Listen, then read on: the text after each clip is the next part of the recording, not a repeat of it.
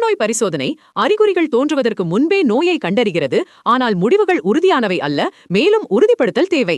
சோதனைகள் தவறான நேர்மறை முடிவுகளை தரலாம், புற்றுநோயை தவறாக குறிக்கலாம், அல்லது தவறான எதிர்மறை முடிவுகளை தரலாம், இருக்கும் புற்றுநோயை தவறவிடலாம். பெண்களுக்கு பாப் மற்றும் HPV சோதனைகள் கர்ப்பப்பை வாய் புற்றுநோய்க்கு பரிசோதிக்கின்றன. அதே நேரத்தில் மேமோகிராஃபி மார்பக புற்றுநோய்க்கு பரிசோதிக்கிறது.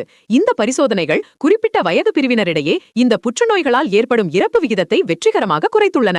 ஆண்களுக்கு புரோஸ்டேட் குறிப்பிட்ட ஆன்டிஜன் அல்லது PSA சோதனை புரோஸ்டேட் புற்றுநோய்க்கு பரிசோதிக்கிறது. அதிகரித்த PSA அளவுகள் புற்றுநோய் அல்லாத நிலைகளாலும் ஏற்படலாம். இது பல தவறான நேர்மறை முடிவுகளுக்கு வழிவகுக்கிறது.